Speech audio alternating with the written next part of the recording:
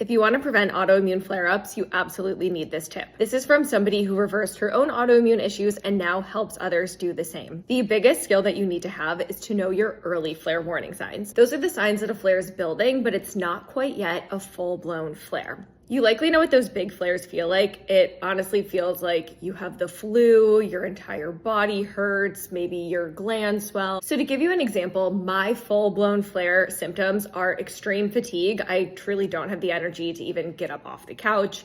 I'll get very swollen glands in my neck, and I'll get really intense joint pain.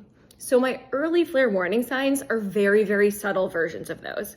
So rather than having extreme fatigue where I can't get off the couch, my fatigue just feels like it takes extra effort to walk, almost like I'm walking through mud or through wet concrete.